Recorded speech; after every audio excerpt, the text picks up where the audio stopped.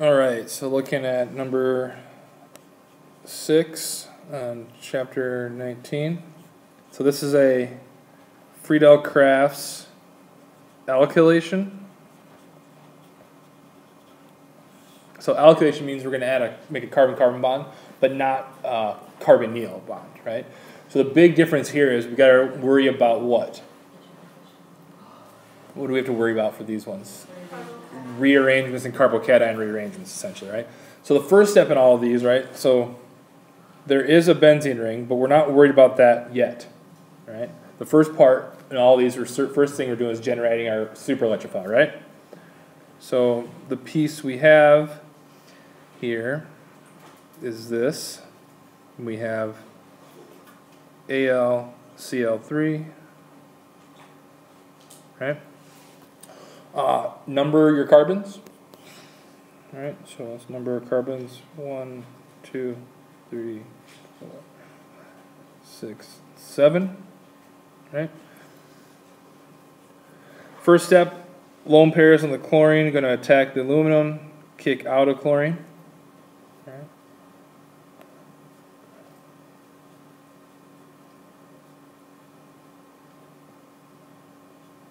So we have the chlorine aluminum bond, and the other chlorine has a negative charge. Right? There should be a, what am I missing? I need to balance my charge. What am I missing? I need a positive charge on the chlorine. This one, right? Number my carbons. 1, 2, 3, 4, 5, 6, 7. Okay, so this is similar to if we had Cl2, AlCl3, right? It's similar to if we had the acid chlorides. But now the difference here is we know we're going to make a carbocation. And we also know if we make a carbocation, they're going to rearrange, right? So this goes back to the stuff we learned before. But if we're going to make a carbocation, first thing we need to do here is we need to break this carbon-chlorine bond. It just breaks. Just leaves. Because it's such a weak bond, right? Chlorine's electron deficient and wants electrons. It's just going to break and leave. So what does that leave us?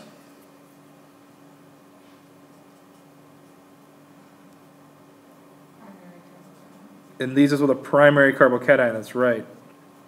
And what do you guys know about primary carbocations? They are not the most stable. So the plus charge on carbon 1, right? So this is why numbering your carbons really becomes important, right? You really want to number your carbons, right? So you have a primary carbocation, and we know for a fact that's not staying around very long. So right, we know the thing that has to move has to be how many bonds away? 2 bonds away. 2. Right, so we want to be 2 bonds away. 1 and then 2. 1 and 2. So we could draw in this CH that's right here, right? We could do a hydride shift where those 2 electrons would go to that carbon and the H would move with it. And now that would put the plus charge where? Carbon 2, which is a tertiary carbocation, which is the best we can do here, right? There's no pi bonds. Right, there's no lone pairs. This is the best we can do. So there'll be a plus charge on 2. So that's the generation of the super electrophile. Right? So that was the whole first part. You have to do that rearrangements with these things. Alkylations are different than acylations, right? If it's a carbonyl, if it's an acid chloride, no rearrangements. Alkylations, rearrangements. Right? So now from here, it's just a matter of doing what you've done before, right? And making sure you connect the carbons in the right way. So what I would do, if I take this, the other next step, you could number the benzene ring, or you could use letters. I think you could do A, B, C, D, E, and F. But right, you guys know, in this case, all the carbons in the benzene ring are the same, right? So it doesn't really matter. You just got to make sure you connect, the benzene ring needs to connect to which carbon of the electrophile? Which carbon? 2, right? So the biggest point is make sure you connect to this carbon, and don't forget carbon 1, right? So numbering your carbons here at this point is the key.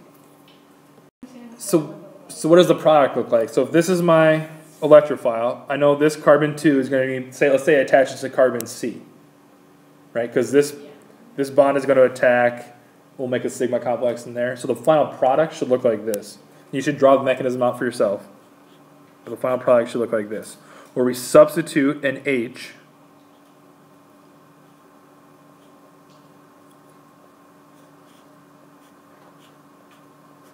so number of carbons 1, 2, 3, 4, 5, 6, 7. We'll have remade AlCl3, and what else are we going to make here? What's the other byproduct we're going to make? We're going to make HCl. That's right. So we remake AlCl3. This is a catalyst. We make HCl because this H that was right here ends up right here, and we have Cl minus, which ends up there. Alright, so I'm going to show an alternative way that I showed in class on how essentially you can interact with FeBr3. Alright, so what I showed in class was, right, we had Br2 and FeBr3. So in class I showed it a little different. I'm going to show you a different way here actually. So the bromine attacks the iron. In class I showed it where this bromine then would leave and you'd get this.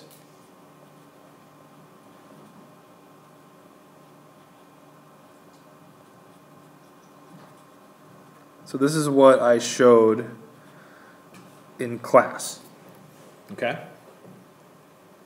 An alternative way to do this would be to do this. Take your Br2, your FeBr3, those same starting materials,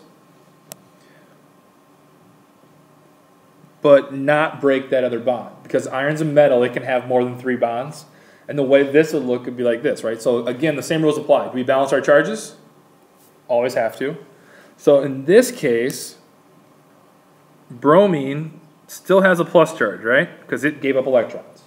But now who got electrons in this case? Who received the lone pair of electrons? Iron did. So this is the reason I don't like this is because we put a negative charge on iron. But now let's think about this. This iron has 3 other bromines bonded to it. Where do you think the electrons are actually at? Are the electrons on the iron? No, they're on the bromine, right? Because those dot structures tend to lie sometimes. So the reason I don't like to do it like this is because I think it makes more sense to have Br minus. Now, for problem number 19 in sampling, it wants you to do it like this. Right? It's not right or wrong. It's right. You can. All this is only difference between these two things is this bromine being attached to that iron. That's the only difference. You get the same products at the end. It just looks a little different. So if we went with this, we started with this, right? Our electrophile could attack. So if we had our benzene ring, what's this going to look like? So I'll go through the process using this piece this time. I've already done it in class, like with this. I'll show you how it looks with this. Pretty much the same. Pi bond attacks. This bromine gets electrons, right? So we attack the bromine adjacent to the plus charged bromine, right? Because that's the one that's really electron deficient.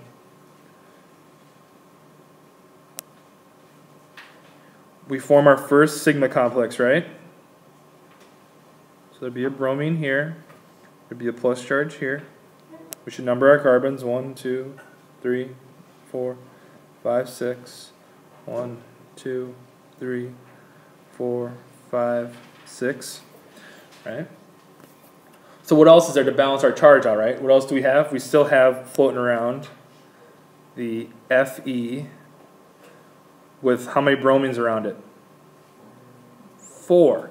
So where's the negative charge at still? It's still on the iron, but where are the electrons actually at? On the bromine, right?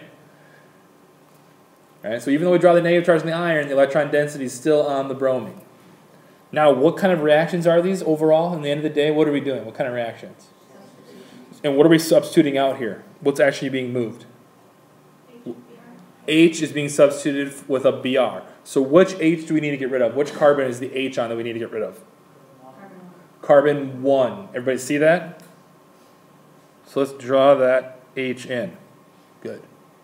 That's the H we need to get rid of, right? To make it remake it an aromatic ring. Now, another reason why I like this better, because it just makes more sense. This is Br minus, right? This Br minus is going to take that H. So what does it look like if it's like this? What it looks like is, let's just say these electrons here take that H. Right? Because really those electrons belong to the bromine anyways, right? Because the bromine's way more electronegative than iron. Does it belong to all the bromines? Like It's shared equally, but let's just say one of them gets the deal. Yeah, they're all being shared equally. And then these two electrons in this H go there, right? And what do we end up with? We end up with the final product, right, with the bromine substituted on carbon 1.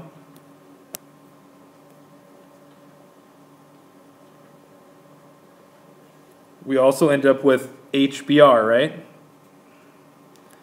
And FeBr3. Right? You see how one of these bromines gets lost, so there's 1, 2, 3 left. This bromine has 2 electrons went after that H, and that ended up over here. And then FeBr3 is left over here. So it's the same. I don't care how you want to draw it, but I know from the fact the book shows it this way. One of the problems on sapling wants it this way, but it's not. This way is perfectly fine, I think, as well. I think, both of them are fine. So let's talk a little bit about activators versus deactivators. So, and when we say activators, we mean things that donate electrons into the ring, right? Make it more reactive, right? So these would be electron donating groups, and deactivators would be electron withdrawing groups, right? So we got to judge which are which, and also eventually we'll judge which ones are more deactivating or which ones are more activating. At the end of the day, the ones that really matter are the activators, right? If you have an activator and a deactivator on a ring, the activator matters. Okay, but so here they're asking us to differentiate between a couple of different substituents. Just pretend these are on the benzene ring. So let's say we have these guys. We have OCH3, and this is saying it's attached to the ring. We have OH. We have SO3H, and it's attached to the ring. And we have COOH, and it's attached to the ring. So we got to decide which of these are activators. Usually activators, right, have lone pairs that are right next to the ring. Not just lone pairs anywhere, lone pairs next to the ring, right? It can't just be anywhere, lone pairs next to the ring. The other big thing I think on this problem people have trouble with is they don't know how to draw the Lewis dot structure of SO3H, or they don't know what this is, right? This is chapter 1 stuff, right? You should know what this is and what the Lewis dot structure of these look like at this point, right? So, a couple easy ones. Which ones are activators in this group? OH is for sure. OH is for sure an activator, right? It has lone pairs, right? Right next to the ring. Lone pairs next to the ring. Not just lone pairs anywhere, lone pairs next to the ring. The ether, right? Good. The OCH3 is also an activator, right? Lone pairs right next to the ring. Good. What are let's draw the Lewis dot structures for the other two, right? Let's make sure we can draw the Lewis dot structure. So here, S, double bond to O, to OH. Is there a lone pair on that sulfur? Does that sulfur have electron? Is that sulfur electron rich or electron poor? Electron poor, right? So it's not an activator, it's actually a deactivator, right? What about this guy? This is a carboxylic acid. Now, is that carbon electron rich or electron poor? It has 2 oxygens bonded to it. Electron poor. So it's not going to be donating electrons to the ring. It's going to be a deactivator. Good.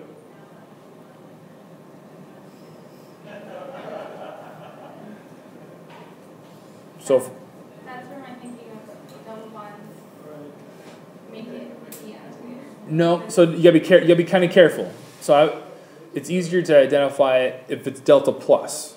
Yeah, so if you've got an electronegative atom attached to the atom that's attached to the benzene ring. Yes. If the atom attached to the benzene ring is getting electrons pulled away from it, it'll be a deactivator. Okay. But it doesn't have to be a double bond. So it doesn't. So there's a lot of different cases. So let's look at some other ones. So let's look at 3 other ones from, this is 13 in sampling. Let's look at some other ones. Let's say CN, which is triple bond N. Let's say NO2, and I'm just going to go already ahead and draw it as a Lewis dot structure form because I know you guys already know how to do that. Good job. What about this one? OCOCH3. Or this one, NHCOCH3. So I'm going to go out on a limb and guess a lot of people don't know how to draw these with bonds. Got to know how to do that. So what kind of functional group is this? So what's that called? What kind of functional group is this? So this is a carboxylic acid. Oh, ester. This is an ester group, right? This is an ester.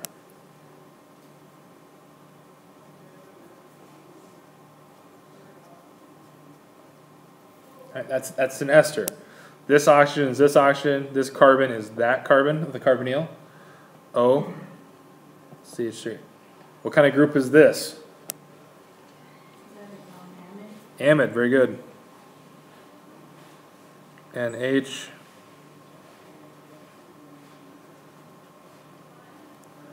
Right? Nitrogen, nitrogen. Carbon, that carbon. Right? This carbon is that carbon. The one's double bond to the oxygen. Right? So you got to be able to look at these 2 things and go right to there. So the question now I have, let's label what are these groups going to be?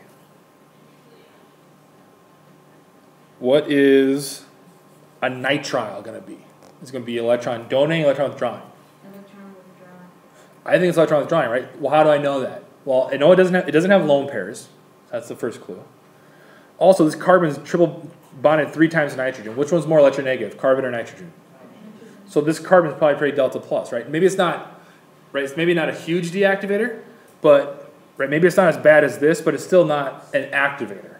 So we'll call that one a deactivator. What about NO2? What's that going to be? This should be an easy one. It's a deactivator. Good. What about this ester? It's an activator, right? Why is it an activator? There's lone pairs right here, right?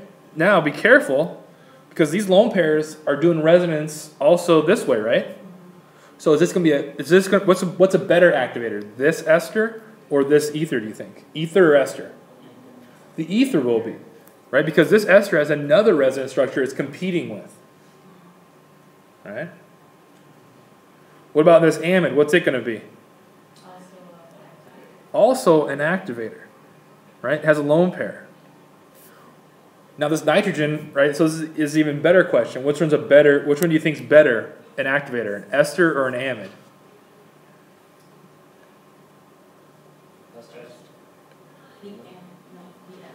What's the difference?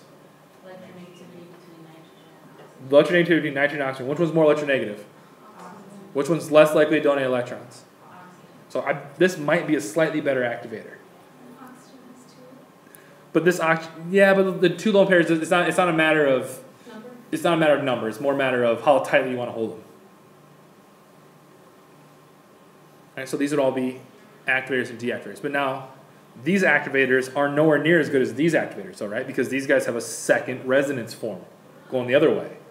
Right? So there's another thing at play here.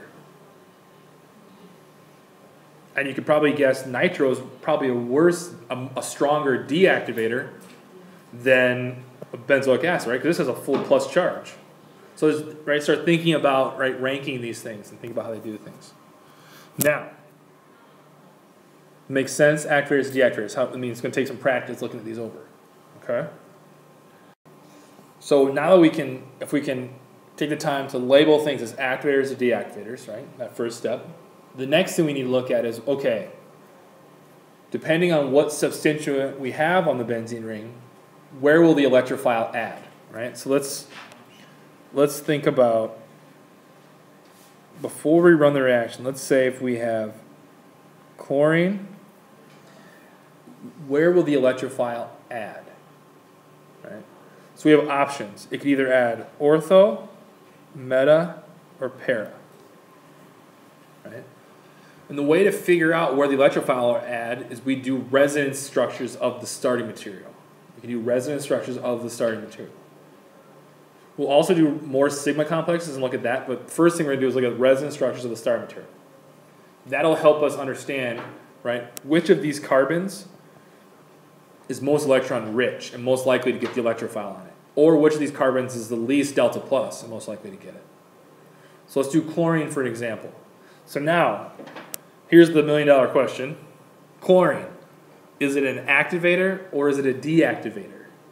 It's a weak deactivator. But does it have a lone pair? Yes. It does have a lone pair. So let's draw those lone pairs in. So chlorine does have lone pairs. But you guys know chlorine is far right of the periodic table. It's electronegative. So through the bond, through the sigma bond, it's electron withdrawing. So overall net, it is a deactivator. It takes away electron density. Overall, it takes away electron density. But it still has lone pairs, right? So can it donate those lone pairs back in? Yes, it can. So here's the weird part, right? It's going to donate electrons to the ring, but is it a deactivator? Yes. Right? So this is the weird part. You don't forget what you know, right? You know fluorine, chlorine, and bromine are electronegative.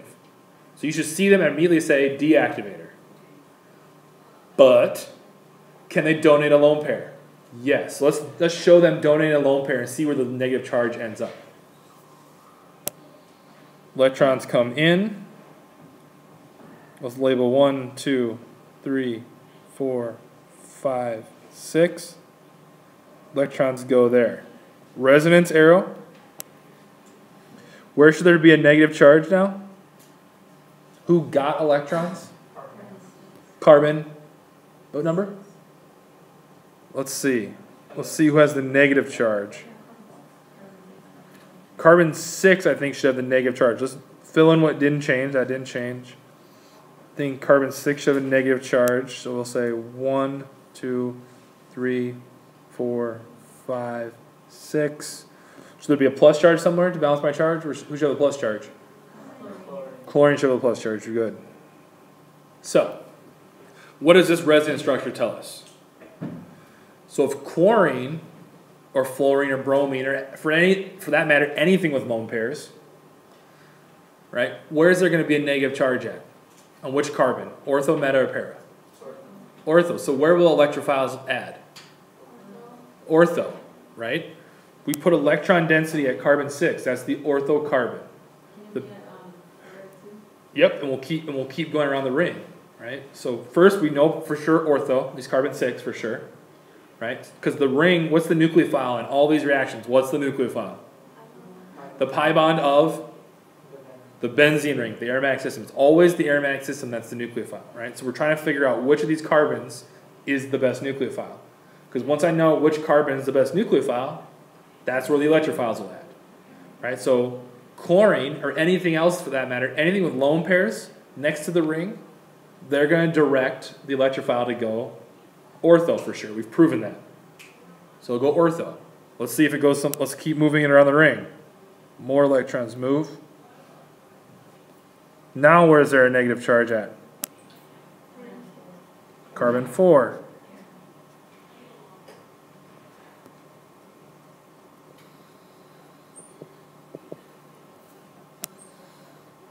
Two, 3, 4, 5, 6. New pi bond between 5 and 6. Negative charge at carbon 4. So now what does this tell us? So not only does it direct ortho, right, if this is ortho, it also directs para, right? It looks like there's a negative charge on carbon 4, which is, when I say ortho, I mean in relation to this chlorine, right? Chlorine's here, negative charge is here. These two things are para to each other. Right, so it looks like ortho, these carbon 6 and carbon 4 both going to be places where the electrophile can add, right? Because that's most electron rich. Yes? So let's do it one more time just for posterity's sake. Now where's there a negative charge? Carbon 2.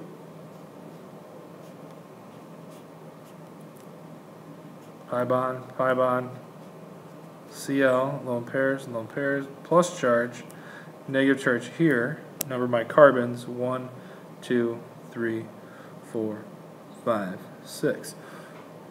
Again, it looks like to me, the ortho position is electron rich. That's the spot where electrophiles will most likely add. So what is this whole thing, right? So we did a resonance structure of a starting material. And this can be used for all of them. Any resonance, any starting material, right? Any substituent that has lone pairs, right? I showed you chlorine because we hadn't talked about that one yet. Any substituent that has lone pairs next to the ring, where are the electrophiles going to add? If you have lone pairs and you're next to the ring, where are you going to add electrophiles? Ortho and para, always. So once you've seen one of these, right? Because I could use this one, right? I could use this amide one, and I just swap out the chlorine for a nitrogen and have this part over here, right? Same difference. The OH, same idea.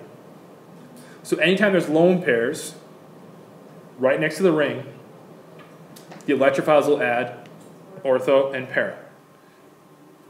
Right? So be careful though, because again, don't forget, what do you guys know about fluorine, chlorine, and bromine? Are they activators or deactivators? Deactivators. So that's a different question. See how this is a different question? The substituents can be activators or deactivators. That is independent of where the electrophiles add. Where the electrophiles add is based on the resonance structures of those starting materials. See how there's a difference there? Right? Something like chlorine, bromine, and fluorine can be deactivators and put the electrophiles ortho and para. So chlorine, fluorine, and bromine are kind of exceptions to the rule. Okay, so anything with lone pairs we kind of talked about. If there's lone pairs right next to the ring, it's going to be ortho-para directing. The electrophiles will add ortho and para. So anything with lone pairs, that's where it goes. What about, there's a couple other exceptions. What if I have a deactivator? What if I have, let's say I have benzyl nitrile. Now, things with lone pairs donate electrons into the ring, right? Things that withdraw electrons, you take the electrons actually out of the ring, right? So if there's lone pairs, we push electrons in. If there are no lone pairs, we push electrons out. So that's the difference, right? Don't forget that, right? That's what people get confused sometimes, is they forget, oh, I push them out. So the first thing you need to do is identify, is the substituent an activator or deactivator? If it's an activator, or maybe more simply put, if it has lone pairs, right, you push electrons into the ring. Right? Lone pairs, you push them in. If it doesn't have lone pairs, it's probably a deactivator, and you push electrons out. So in this case, let's push the electrons out. So if I push electrons towards that carbon, one of the pi bonds between the carbon and nitrogen break. Let's see what this resonance structure looks like. So now, tell me where the formal charges are at. So I have a new pi bond between that carbon and nitrogen. I'll number my carbons. 1, 2, 3, 4, 5, 6. I'm going to call that one 7. So where should there be plus charges and minus charges? The plus charge on carbon 3. Okay, plus charge on carbon 3, that makes sense, right? Everybody see how this pi bond moved? This guy lost electrons.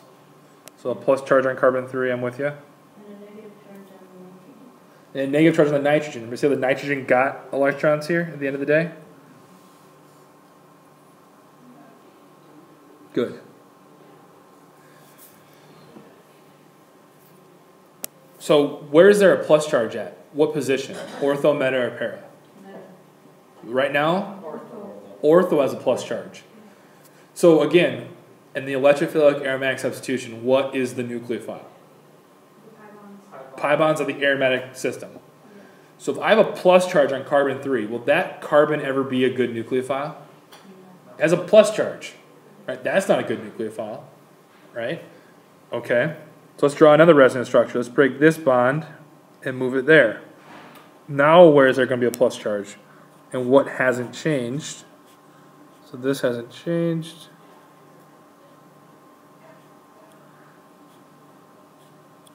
There should be a plus charge on carbon 5. 1, 2, 7, 3, 4, 5, 6. So we had a plus charge on the orthocarbon, carbon 3. So we know that carbon is not very nucleophilic, right? Now where do we have a plus charge? On what position? Carbon 5, and that it's a pair position. So is para ever going to be electron rich with an electron withdrawing group? No. So is it ever going to add para? No. Let's do one more.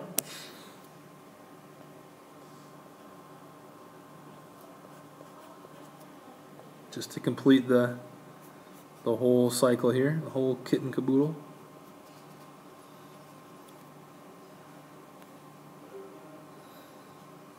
Number thy carbons. 1, 2, 7, 3, 4, 5, 6. Again, now we have a plus charge where and which carbon? Carbon 1, which is in what position relative to the nitrile group? Ortho. Okay, so what have we shown here? Right, so a deactivating group, does it make the ring more reactive? No. Do we show this ring not becoming more reactive? Good. But if you had to make it react, do you guys know where it for sure won't react? Where will it not react at? Ortho and para. So if it has to react, if there's no other better option, and you're saying, yep, I have a deactivator on the ring, but it has to react, what position do you think it's going to react at? Just because it's better than the alternatives? Meta. It's not, right? So here's the thing, right? Don't forget, this is a deactivator. So nothing's good about this, right? It's the lesser of evils, right? So ortho and para are completely out the window because they both have plus charges with these resonance structures. So what's the best option you got among the options? Meta. So we have electron withdrawing groups, right? Electron withdrawing groups besides the halogens, remember? So electron withdrawing groups without lone pairs, right? Next to the ring, lone pairs next to the ring, they direct meta, right? So be careful, right? Are all deactivators meta directors? No, right? Because of fluorine, chlorine, and bromine. But they're still, so all deactivators are not meta directors. All activators, though, are ortho-para directors. Right? So all activators are ortho and para directors. Right? All activators are ortho-para directors, but all deactivators are not meta directors. Most are, but fluorine, chlorine, and bromine, they're deactivators that direct ortho and para because of the resonance forms. They have lone pairs, right? That's the key. Right? That's why this says without lone pairs. All right, so kind of piggybacking off this, let's do a ranking from most reactive to least reactive. And let's do, I'll put a fluorine.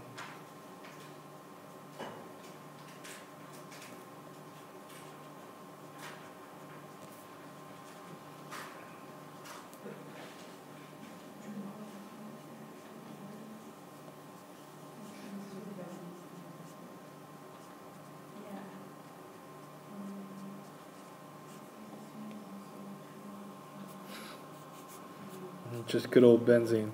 I'm going to label them A, B, C, D, E, F. All right, so let's go from most reactive, basically meaning the ring is the most electron rich, the most nucleophilic, to least. So when I do these problems, I think the easiest thing to do is to find the bookends, right? Try to find the most reactive and least reactive. So in this case, which one do you think, which one do you guys want to do, the least reactive or most reactive? So we can identify the groups, so we also do that. Let's identify the groups. Fluorine. Is fluorine an activator or a deactivator? It's a deactivator, good. What way does it direct though? Ortho and pair, right? Because it still has lone pairs and donates them in, but it's a deactivator. It's not a bad, it's still a deactivator. OH, is that an activator or a deactivator? It's an activator, right? It's an activator. NH2, is that an activator or deactivator? It's an activator. I'm going to skip toluene for a second, that methyl, skip that. What about this amide? Is that an activator or a deactivator? It's an activator, right? There's a lone pair in that nitrogen. Right, there it is, right there. Right, there's a lone pair there. It's not a negative charge, it's a lone pair. Right. What about benzene? Is that an activator or deactivator? So it's a hydrogen. What is that? It's neither, right? It's neutral. So that's a middle, that's a no break there. All right, so a benzene ring, is that an activator or deactivator? It's neutral, right? So let's go back to, so that's neither. We don't know what that is. Now I've just realized I've used A's and B's all over the place. So these are the boxes. Activators, activator, nothing. So what about toluene? What do we guys think about this? What's it going to be? It can't be, there's no lone pairs, right? How do you stabilize carbocations? What are the three ways to stabilize carbocations? Resonance with what? Pi bond resonance or lone pair resonance or hyperconjugation. Lone pair is the best, right? Hyperconjugation though, do you guys see how the CHs here can donate electron density like a hyperconjugation interaction? Is it better than a lone pair? No. So it's still activator, but not that good of an activator, right? It's an activator, but it's not that great. So which one's the least among us? Which one's the least reactive? Which letter is that going to be? A. Good. So A is the least reactive, right? The fluorine. That's a deactivator. What's the most reactive, do you think? Which one's most likely to donate electrons in? C. Why? It's not electronegative, but OHs, and that's an activator. It's the most non-electronegative. The nitrogen is most willing to give up lone pairs. Yeah. But why didn't you pick, what's wrong with this nitrogen though? Adds bond to carbon. Neil. This could do resonance this way, right? So it has a competing resonance form. So what's the next most reactive? B. I know. Forget. So let me just. I just realized when I was doing it, I was like, "This is bad." The letters below are the ones you care about. So we've used C, B, and A. What about D and E? Which one do you think is more reactive? D or E? E, lone pair, still better. E is still more reactive. And then between D and F, is hyperconjugation better than nothing? Yes. Yes, it is. D and F. There you go.